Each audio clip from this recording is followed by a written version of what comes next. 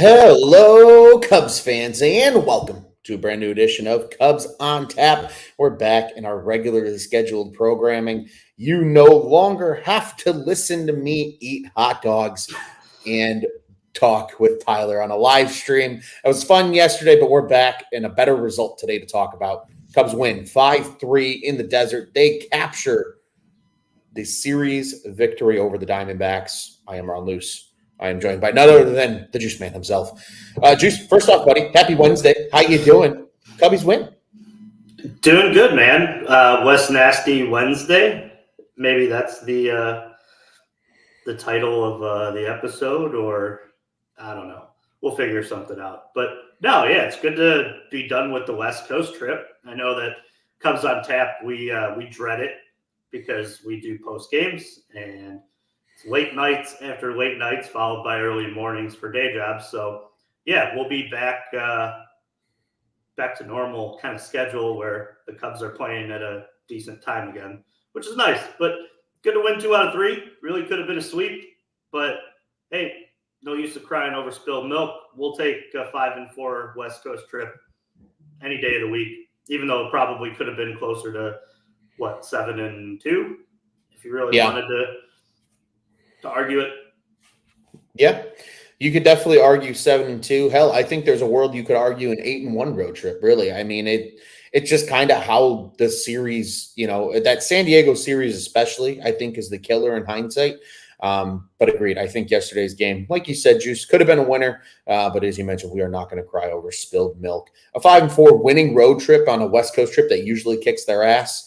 I'll take it. I'll take it every single time, especially because they get to come back home starting on Thursday for some home cooking against not so good Miami Marlins team. So a little bit of a weekend fish fry going on at Wrigley Field on the upcoming schedule. But before we go way in advance and look ahead to tomorrow, we do need to talk about today because the Cubs get out of this one, Juice, with a 5-3 victory. And Juice, I think the first thing I want to talk about, pitching, obviously a huge part of this game. And we're going to, I believe, probably talk at nauseum most of the show about the pitching and what transpired today down in Arizona.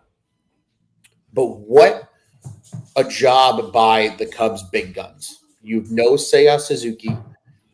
Guys like, Alexander Canario aren't in the lineup today. Miles Mastrobuoni played left field because they let Ian Happ have a night off and DH. At the end of the day, your big guns stepped up. Dansby Swanson had 2 hits. Cody Bellinger had 2 hits. Michael Busch had 2 hits. And even Mike Tauchman coming through in the clutch had 2 hits as well. That was all they needed today, Juice. 5 runs. The pitching does their job on the defensive end, but it's nice to see the big guns doing their job and being the big guns, especially with guys like Seiya Suzuki missing from the lineup right now. Yeah, they're going to have to carry the water, right? I mean, you're looking at a team that has a guy like Seiya out and has a couple guys struggling too, I think, over the course of that, this last couple. But yeah, no, it's the Cubs in a lot of ways haven't had a lot of trouble scoring runs, in my opinion. I think that they're able to play to a lot of guys. It's just a matter of, getting that good pitching and getting that sound, play. And and I know he didn't have a huge series per se, but I think the play of Christopher Morel defensively needs to be talked about. I mean, you're watching a kid who's feeling somewhat comfortable each day, more and more and more as it goes at that position at third base. And I remember watching Craig Counsell and him talking about how if he's able to play that position, it opens up so much for them. They have the ability to play guys at different positions, to use that DH as a rotational spot where they can get guys some added rest. I think a lot of what happened last year was a lot of those guys didn't move into the DH slot that were everyday players. And because of that, it got to the end of the year and they were just exhausted. Guys like Dansby Swanson, guys like Cody Bellinger, they had played every day trying to make up the ground that was lost in May. And it's just refreshing to see that he's catching on to that position and giving Craig Counsell that ability to use that DH slot as your prototypical rest day for some of these guys while still having an impact bat in the lineup, like a Bellinger, like a Ian Happ. I would imagine sometime soon there's a chance that we see the Nico Horner at shortstop, Nick Madrigal at second, Morel at third, and you're DHing Dansby Swanson to give him a day off. I would imagine that's a possibility, and it's something that Craig's thought about. Maybe not now while we're early in the season, but come June and July, when we're in the dog days, it's a great idea to throw him there. And by that time, maybe you have guys like Shaw on this roster that could eat up, part of that and play second, third, or short because they have the ability to do so. It'll be interesting to see. I will say this: it's nice to see guys like especially Bellinger too, who I think we talked about it last night. Yeah, I think a lot of these first couple weeks were him getting back to speed because he's just not with the team as early as he thought he would due to the contract situation. sure. And some of this, I think, is him working himself back into baseball shape, baseball, lifestyle again. It's an adjustment, and it's nice to see that, he's kind of squaring up some balls lately and being a run producer for the team. But, yeah, they're going to have to carry some of the weight now that Say is gone, especially, too, that the rotation's kind of banged up.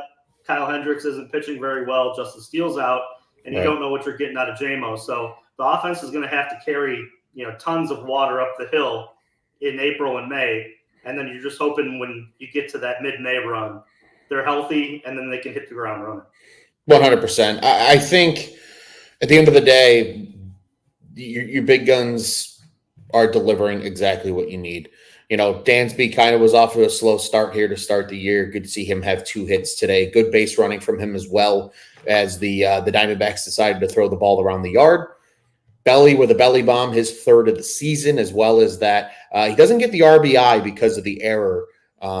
They changed it during the game from a double to a single, but I don't think Bellinger would care. He'll tell you right now, as long as the team's winning games, he could care less about statistics. And then again, Mike Tauchman. I mean, I think that's something that Juice, we even talked about last night, which speaking of last night, Jeremiah asked, how was the hangover? Actually, there wasn't one because I'm just a freaking unit and that's how we roll. I do. Actually, I feel great. I feel fine. Awesome.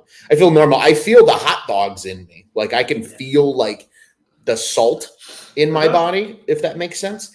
But no hangover. No hangover. I had enough food in my stomach where the beer didn't really do much. But we talked about it last night, right? You're getting contributions from these guys that are largely hitting in the lower part of the lineup. I know Nico led off yesterday's game because they were playing a lefty, but when they're not hitting against lefties, Nico's hitting 7. And today, that 7, 8, 9 spots, they delivered. They came through in the clutch, and they were a huge part of today's win. They were a huge part of the win on Monday night as well. Those guys need just as much credit too, in my opinion. But again, it's really nice to see the big guns kind of hitting their stride and doing what they need to do. Darren says here in the comments, he says, plus, if a guy like Wisdom gets on a hot streak, they can DH some days and not hurt the defense. Exactly. Again, like you said with Morel, and I agree with you. I think Morel had a phenomenal defensive road trip, if we really want to be honest. I think he was very comfortable at third base, completely showed that he can be your everyday third baseman when, everybody was doubting what he could do. I think especially the play today, Juice, like we've seen the cannon arm, right? We've seen him show that off. But that second play that he made, being off the line against a lefty, having to come back toward the third base line, make a play on your backhand, and get an off-bounds throw off the way he did and hitting Bush in stride like that, that was a beauty of a play from Morel. And just, again, continuing to show the development of him defensively, because he becomes a weapon at third base every day if he's playing there. And having that open DH spot as the season goes on. Maybe it's a player like Owen Casey who's scorching hot right now, at AAA Iowa. Maybe it's a guy like Matt Shaw, like you mentioned a little bit earlier. But it gives them more options to deepen this lineup, especially with the injuries, again, like you said, with guys like Seiya Suzuki and such. I didn't think about it until you had mentioned that ranging to the right play. But I think that is potentially something that could be easily comfortable for him. Because we talked about it at length at this show, how much more comfortable he seemed at second base. And that's a normal second baseman kind of play, going into the hole, coming from, deep in the hole towards the first base shade, towards the up the middle. And for him, maybe a little bit of positioning may help him too. I think the one thing I've seen over his defense is the extra kind of set pro hop he's taken on those just routine type plays. I think the hardest part of playing third base is understanding that the ball is going to get on you so fast, so you don't need to speed up your thought process or your decision making. You have way more time than you think at that position than when you're fielding that ball. And I think now that he's started to play it more often and realized, hey man, like these are going to come at me with high exit velocities, I have time to take an extra, set pro hop if I want to and make a more accurate throw. And you've noticed that, I think, early on, he was somebody who he got it, he pro hopped, and his arm slot got in a wrong spot because he was so used to playing second base, outfield, trying to be quicker in his release, opposed to pro hop it, keep it in that slot, and fire it over there. I think that's now he's starting to, since he's been at the position and he has more reps, and I'm sure he's taking more ground balls every day at that position, he's starting to notice that this position, I don't need to be, boom, go. I can think about it. I can take my time. I can set my feet right and make a good throw. There's no pressure to get it over quickly unless you have a guy running like Corbin Carroll, which is fine. But those guys are, in the MLB they're a dime a dozen. Most 95% of the guys is going to be able to take that second pro hop and throw an accurate ball over there. It's nice. He's playing very, very well at that position, like you said, over the course of the road trip. And I think he's only going to get more confident as he keeps playing. 100%. And Scott from Iowa says here, Morel is progressing faster at third than Counsell could have hoped. Yeah, I definitely think that's certainly one thing that is happening here. 85 decibel months. Morel can flash glove. He just needs to make the routine, boring vanilla play. And I think it's harder with third base, though, because to your point, Juice, because it does get on you so quickly, there are less just like routine plays that go to a third baseman, right? Like just in general, like if you statistically think about it, right, the second baseman and the shortstop are going to get majority of the work. And it's going to probably often be those quick hitters that are coming to get third base. But I think that's why a player like Morel is so good for that position at third base, because he is the guy that can make that tough play because he has the arm strength. He has that flash in the glove, as Decibel Monks mentioned. Sure, of course, we want to see him make the boring vanilla play because that's just being an everyday infielder. But I think just because of the nature of position, like we're just going to get less of a sample size of those type of plays, just statistically because of where he's playing right now. And Darren said, great point, Juice, be a Charger at shortstop and a Wall at third.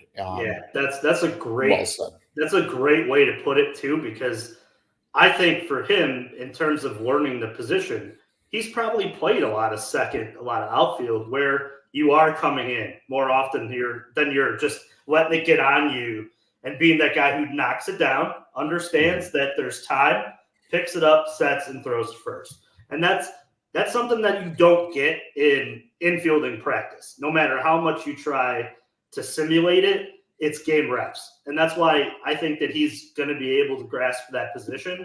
And that makes the Cubs so flexible in terms of what they do at the deadline, too. Think about it. There's one less thing that you have to worry about buying. And if Bush keeps playing like this, then you're talking about how maybe you're just adding some arms and, maybe some extra, depth on the bench or something around those lines. But, yeah, I really like where they're headed in terms of their defensive alignment. If they could pitch, man, this would be a team that's probably like, what would you say, Rod? Probably close to 14-3, 15. Oh, easy. It's crazy how the arms have let us down so early, and they're just doing so well with the bats and defensively that they got 2 of the 3 going. It's like, man, we're getting teased here. It's like we know the potential's there for the pitching. Let's put it all together. Yeah, a team that's 11-7 right now, I agree with you, Juice. I think could easily be 14-4, something in that general, kind of span, assuming a few of these games don't get blown by some of the pitching. But Juice, I think you just perfectly teed us up to move forward here in our discussion today, because the pitching was something. Jordan Wicks was good. He was not great, but he was good.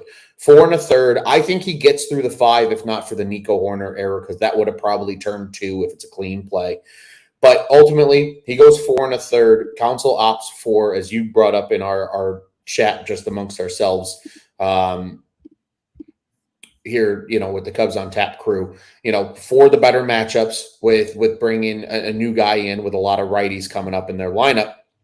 But still, 4 1/3 from Wicks, 5 hits, just the 2 earned runs. He only walked 1. I think that's the biggest key when it came to Wicks today, is he cut down the walk numbers. He really got beat up in Seattle with the walk numbers. I believe he walked 4 in that last time out. Much better today. And he K's 5, really just the home run early was really the only major mistake he made until the Barnhart play. And then obviously Marte is just on fire to start the year. So sometimes the better guy is just going to get you when you don't expect it. But Juice, I mean, looking beyond Jordan, obviously, Hayden WesNASTY was WesNASTY today, because he went 4 innings, 1 hit. That's all he gave up. No walks, no runs. He only had a K2, but just again was effective. You saved a lot of arms out of the pen today. Smiley came in and cleaned it up with 2/3 of an inning there at the end, even though he gave up the homer to Peterson. But what a masterclass. And what a masterclass roster move, if we're being honest, too, because WesNASTY and Brewer were called up before the game today. That news wasn't broken until like 40 minutes before first pitch. And you send Luke a little down in Palencia, who got used a shit ton the last few days, and they're easy to go down because they have options. You bring up a guy like WesNASTY who can step in and do exactly what he did today. You saved so many pen arms, and you got elite pitching out of a guy like WesNASTY to help you to a win. A masterclass roster move by the front office, a masterclass, I think, use of the talent by Craig Counsell, and then just a masterclass of pitching by these guys. To get through a 9-inning game today with just 3 arms is truly impressive. It was funny. I was watching Cubs post game before we went live, and they had Hayden WesNASTY talking with Taylor McGregor, and they asked the whole process of what it was like getting to the ballpark today from Iowa. They had a home game in Iowa last night. Hayden had said, he's like, I fell asleep. I woke up to Matt Mervis knocking on my door, telling me that he had to call Skip.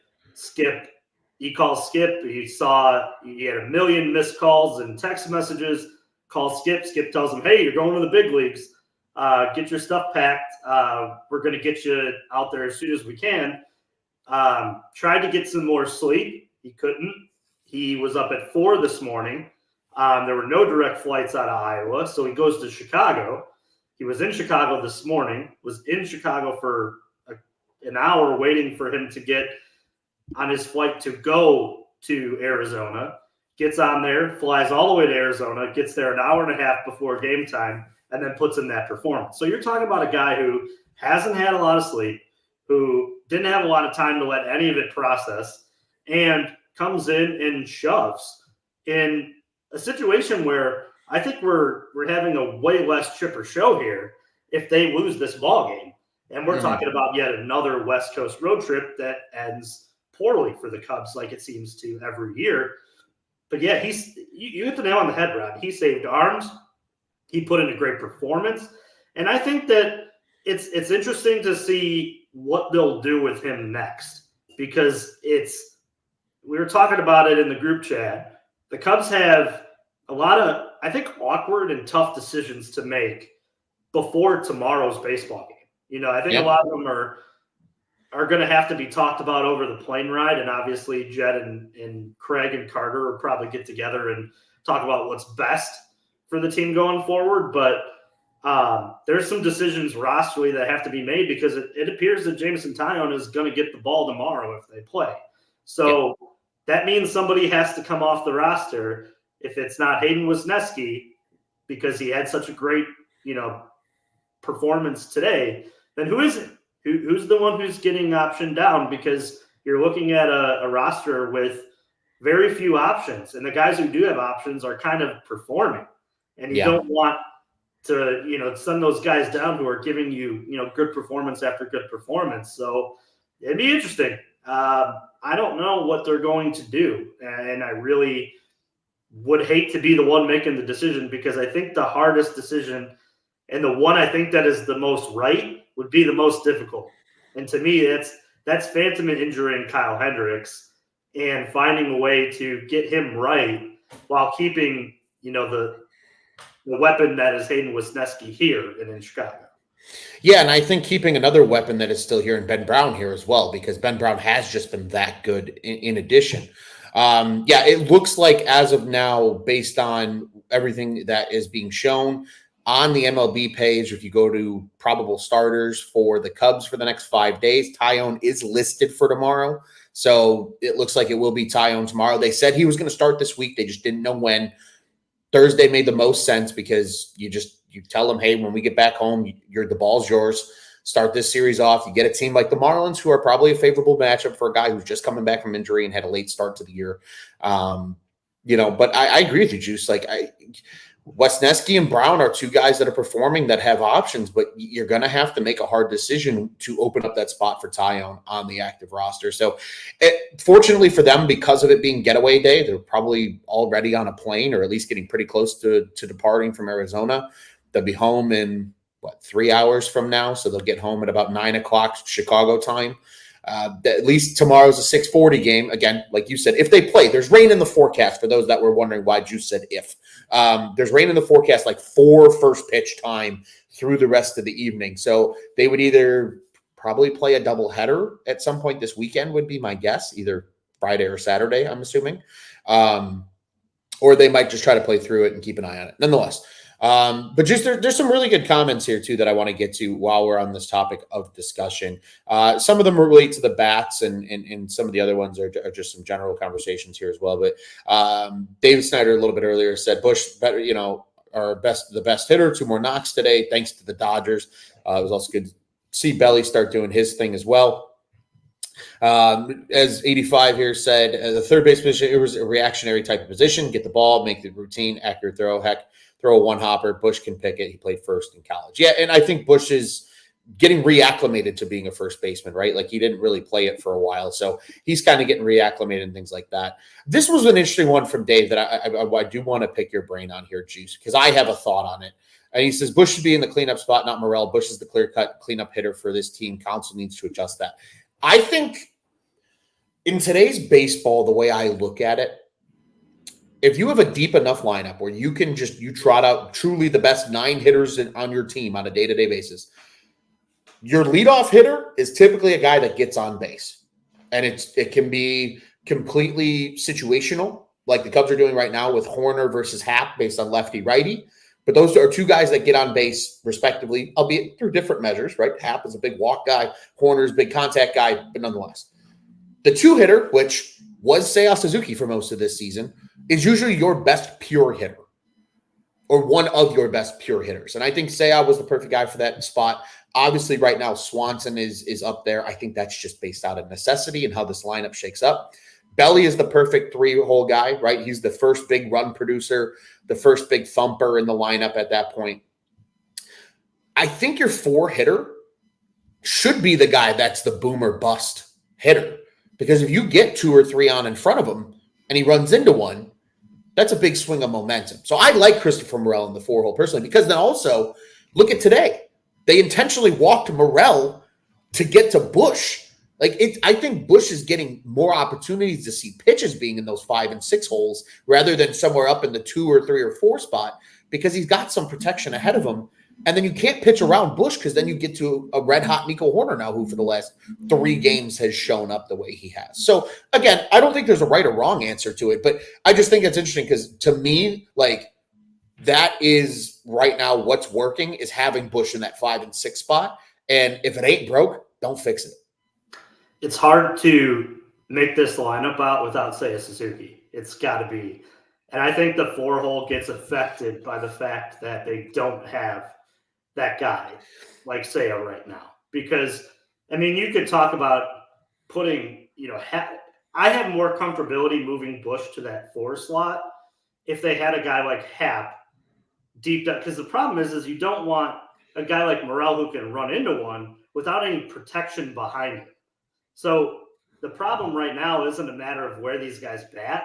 It's a matter of making sure that each guy is protected in the lineup and they're not being worked around.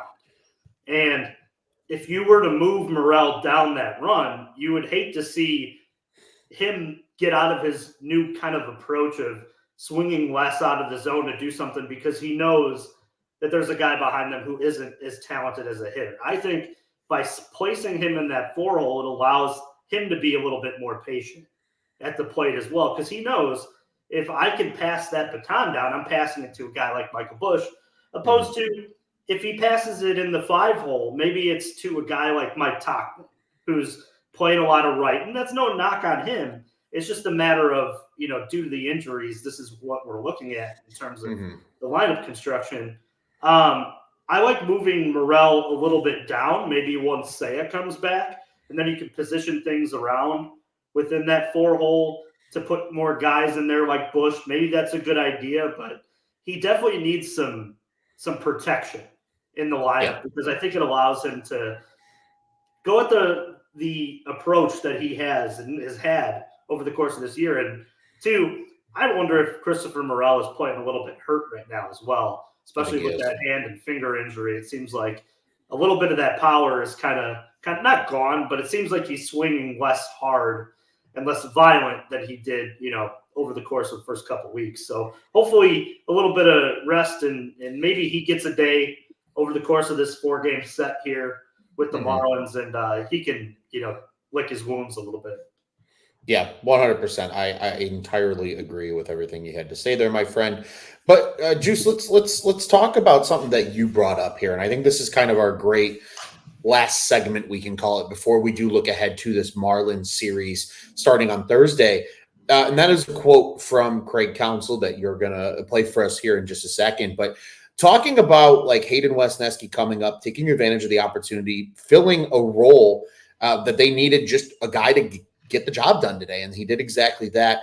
But he had some interesting things to additionally say. So I'll let you go ahead and play it, and then we can dive into kind of where we wanted to go from here with this Craig Counsell thought. So, Juice, by all means, please go ahead. Yeah, as you said, this is Craig Counsell on Cubs Postgame Live, courtesy of Marquee Network. The pitches and the intensity and the travel, the lack of sleep, but he delivered a performance that we needed. And he got us, to get us into the 9th inning. Just a really great performance.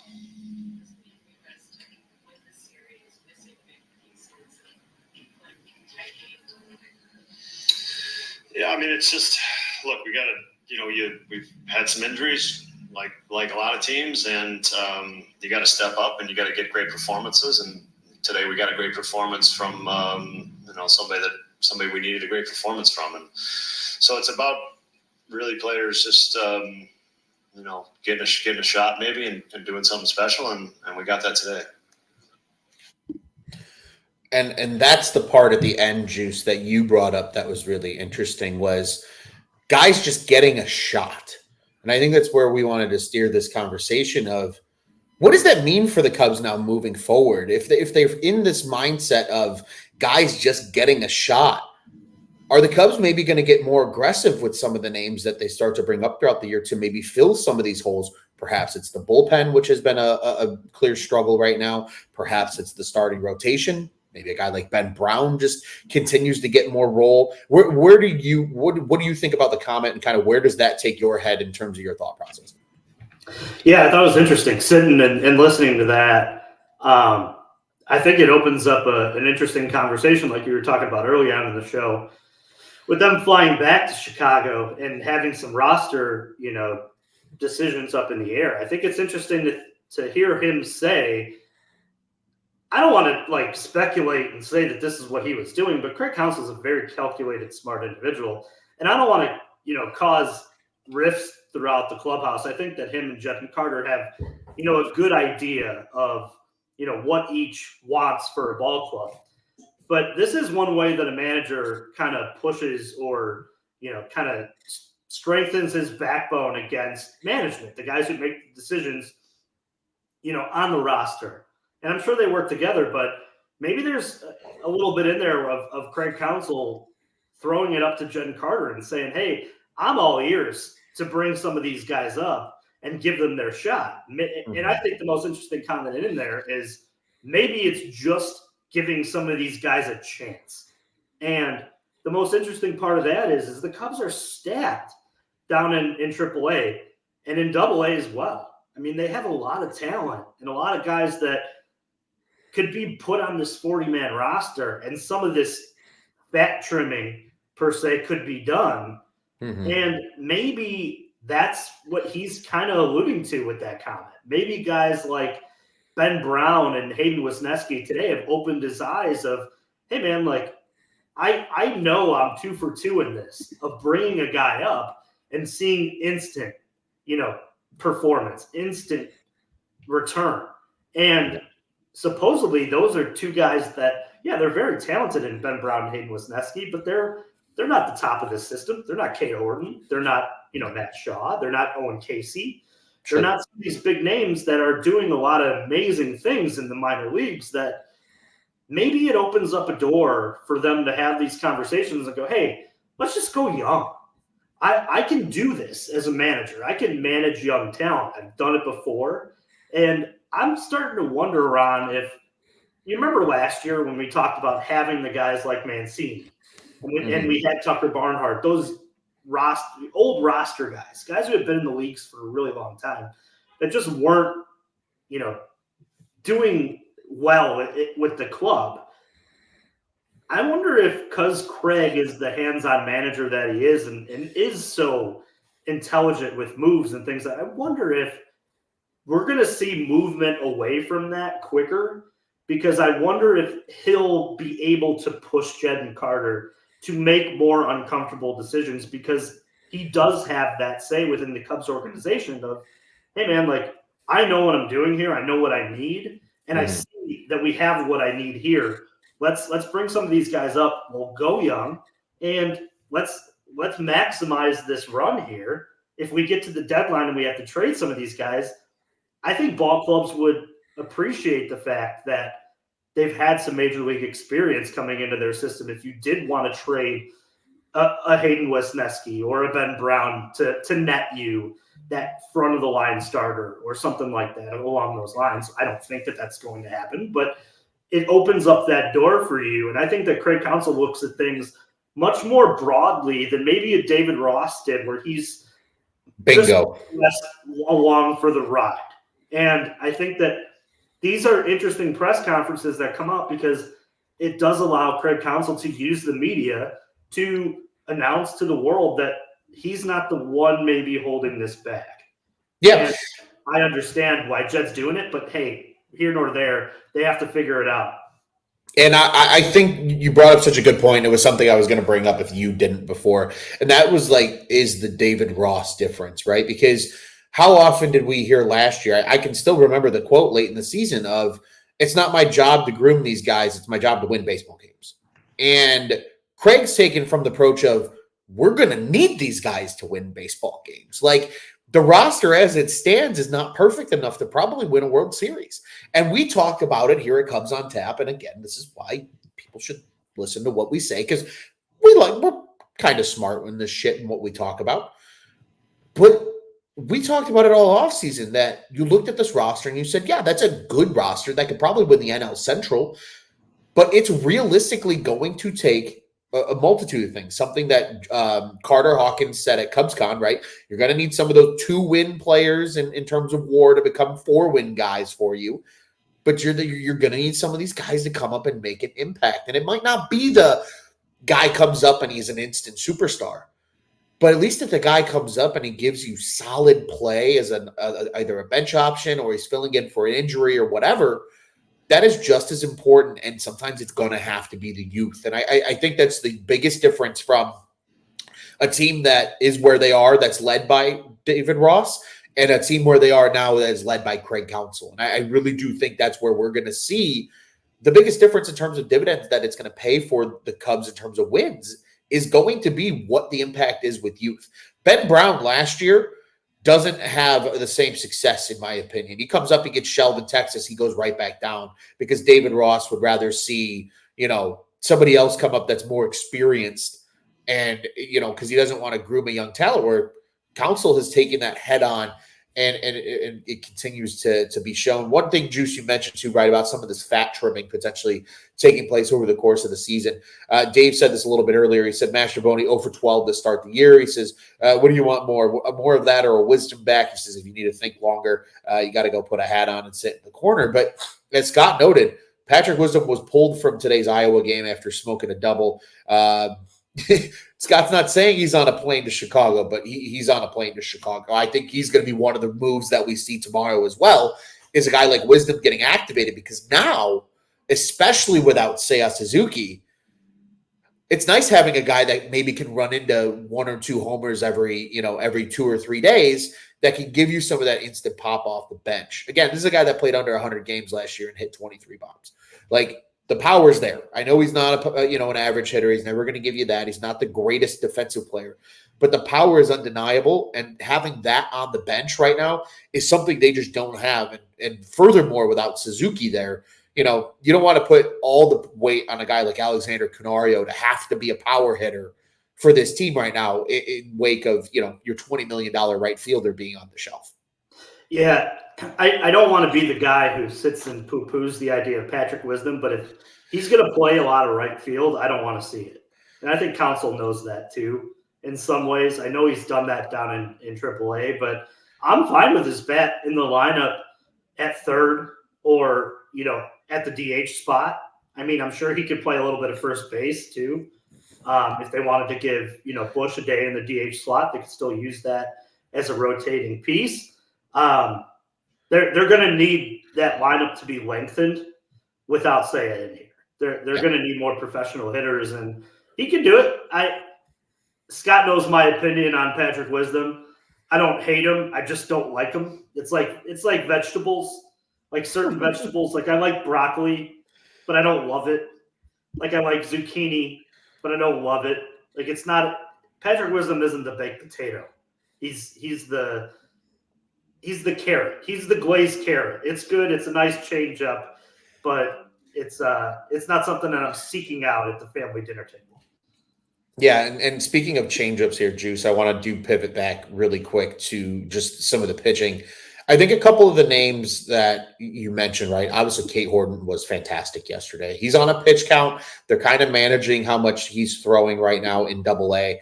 He threw just 47 pitches, but on 47 pitches, got through 4 innings of work. He only gave up 1 hit, didn't give up any earned runs, 1 walk. He K'd 5. A guy that, again, maybe early on right now, while he still continues to build up into that, that starter duration, maybe he's a guy that we do see at some point this season. And I know Cade Horton's the big sexy name, and that's kind of why I wanted to mention just a few of these names at Iowa, Juice, and call out any of these guys that maybe you're like, oh, yeah, we want to see him, or you agree with. But, again, we all know that Jose Cuas is down there. He's certainly an option to return if he figures something out. But you still have Edwin Escobar, another lefty who they signed to a minor league deal before the season. Carl Edwards Jr. is back with the organization. He's down there as well. But some of the younger names, Juice, are the ones that I'm really curious about. Now, I know, Dave said a little bit earlier about the young, dumb pitchers, but you're going to need some of these young, dumb pitchers to come up and make a big difference. A couple of the guys that I'm curious to keep an eye on, Juice, and I'm not sure we're going to see all of them right away by any means, but maybe over the course of the season. Cole Franklin, friend of the show. Porter Hodge, another name that I would be intrigued to see. Riley Martin is a name that is used to being a bullpen arm that I think would be a hell of an addition to this Cubs bullpen as a left-handed option as well. You've also got guys like Thomas Pannoni. You got guys like Cam Sanders, Riley Thompson, and even Brad Wick, who, has dealt with a lot of health issues over the years, but another big lefty who's had a lot of success in Chicago throughout the course of his career as well. Like you said, Juice, they have options at the AAA level, not just in the form of these, top 30 prospects, but also in the form of guys who are legitimate options to come out and be bullpen arms that, as Craig Counsell kind of plays this, carousel game of trying to figure out who fits where, especially, I think, again, especially now we're seeing the amplified absence of Julian Merriweather as well. with, him on the shelf here with its last few games. Some of these guys are going to get that shot, and I'm really intrigued to see kind of in just what order these guys get a shot coming up potentially from Iowa. Yeah, I like two names that you mentioned a lot, and that's Cam Sanders. I think he's got nasty, nasty stuff. He's got a little Yency Almonte in him where he'll struggle to find the plate at times. But I think that he's in spring training, he was really solid over the course of spring training at finding the plate. I've seen in Iowa, he's been pretty solid. But I'm hearing raving reviews about Carl Edwards Jr. and that he's really locked in down there and having a good run.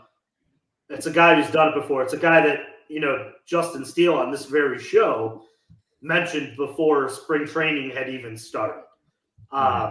He valued very much the fact that, the guys who have done it before. But those are two names that one guy would be beginning his major league career, and the other is, trying to reinvent himself in a place that is familiar to him. So, yeah, Riley Martin, I've seen him here in my backyard here at South Bend. He's got incredible stuff. That would be an interesting name. It'd be somebody I would, heavily root for, considering the fact that I watched him pitch so many times down here. And it's good to see guys like Keegan Thompson come up as recently and have some success in that bullpen too. And I'm sure that's gaining some trust for Craig Counsell, and it's giving him more options. They just got to piece it all together before they can get Merriweather back. They can get, Justin Steele back. And you know what else would really help this bullpen conversation around? If some of these starting pitchers would go deeper into games, man. We really need to address the elephant in the room here. They are third to last in baseball in terms of length out of their starters. And that is not something that is a recipe for success down the road here. That's got to change quickly. Otherwise, it's going to look a lot like that 2021 season that we did, where things were great for 2 months and then it nosedived, and it was an absolute nightmare. Yeah, well said indeed. Juice, just two quick things I'm going to add on to here to what you just said, and we're going to look forward then to this Marlins series.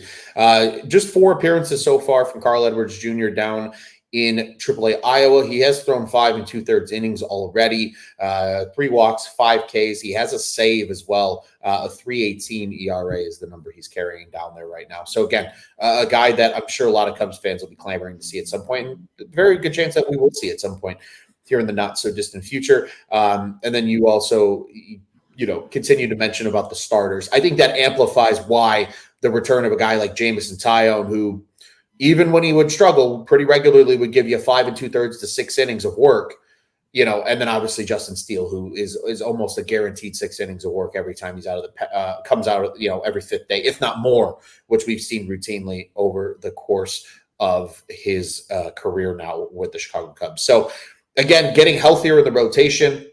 I think getting Ben Brown off of a pitch count eventually is going to help as well, because if he can get through 6 innings of work on 84 pitches, imagine what he can do when you let him throw 100, right? Maybe he gets to that 7th inning, and maybe even if it's 6 2/3, right? That's still probably at least one bullpen arm that you have to use because he gets those additional 2 outs. So all things to consider and keep in mind as things go on. As Scott says here today, Carl Edwards Jr. came up huge with 2 scoreless innings for the save. So there you go. Big things talked about Edwards Jr. Juice.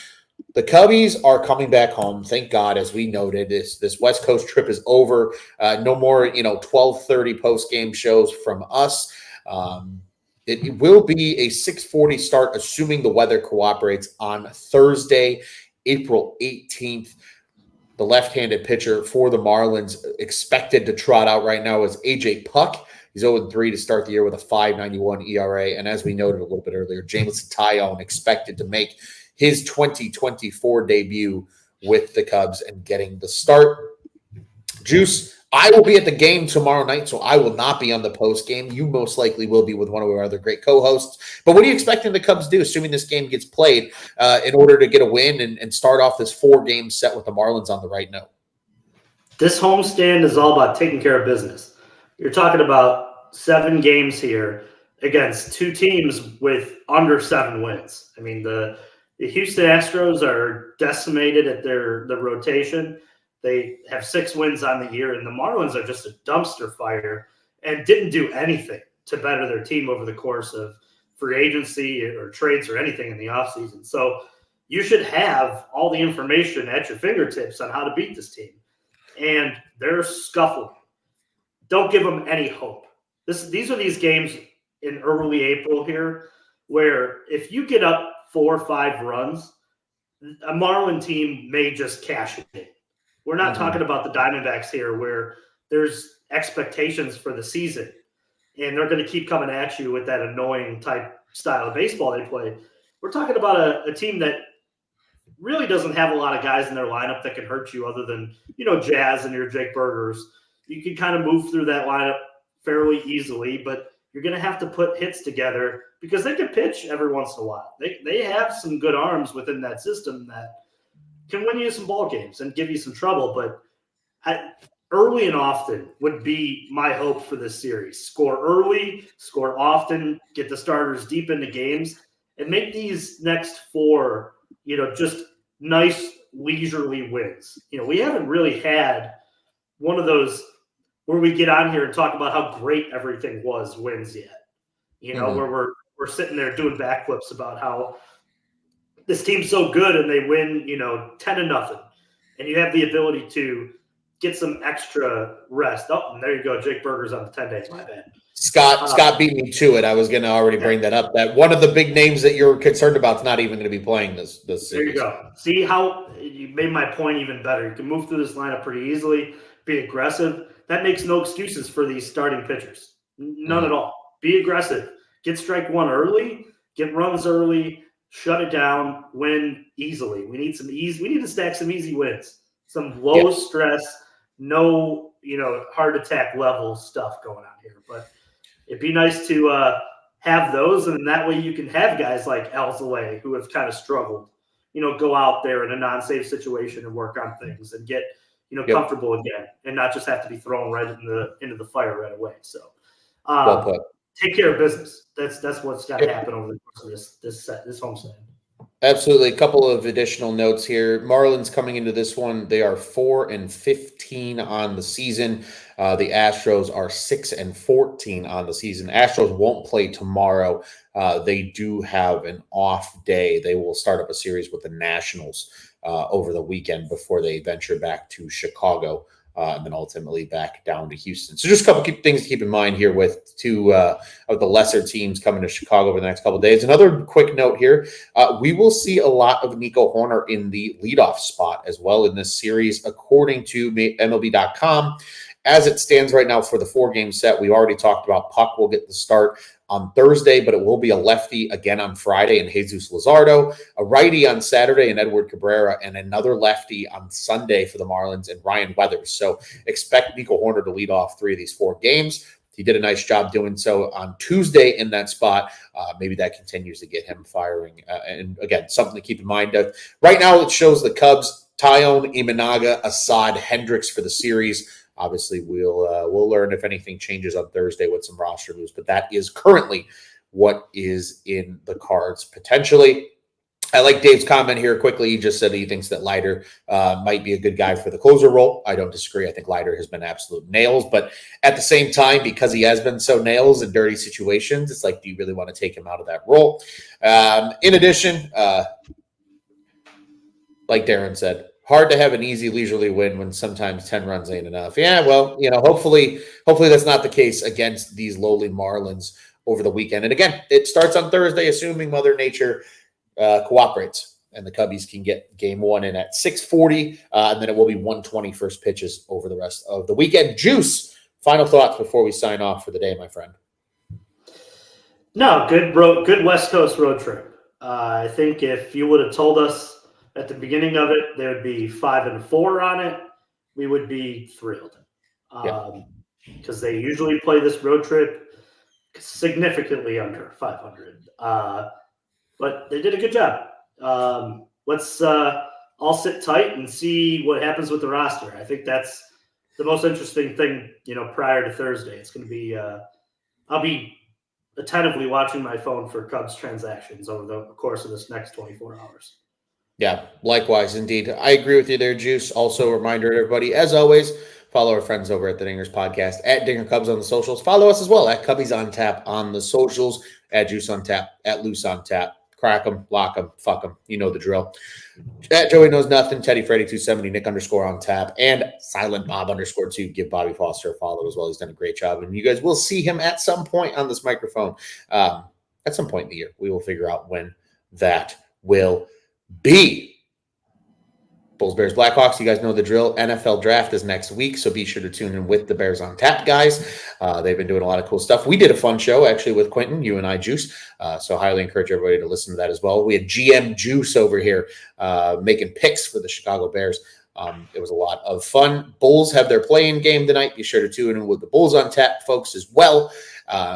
It'll be a good one. And as always, Blackhawks are winding down their season. They play their last game tomorrow. We'll have the season eulogy coming up from Four Feathers Podcast in short order. And again, Cubs fans, your friends like the Sox. We have friends that like the Sox. Send them to our friends. They could be friends over at Sox on Tap. They already lost game 1 today against Kansas City. They're probably going to lose game 2 as well. So hug a White Sox friend when you see them today, because about to lose the season series against the Royals. In April. That's outrageous. It's bad. That's a new level of bad stat. It's bad, okay? That is a new level of bad. And I don't even want to laugh at him. That's just sad.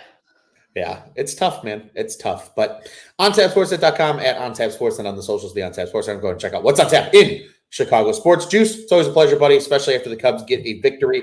Cubs take this one down 5-3. 4-game set coming up starting tomorrow against the Miami Marlins. I'm on Loose from Juice. What do you say, buddy? We got out here the only way we know how at Cubs on Tap. Fuck the Cardinals. And let's go Cubbies, baby.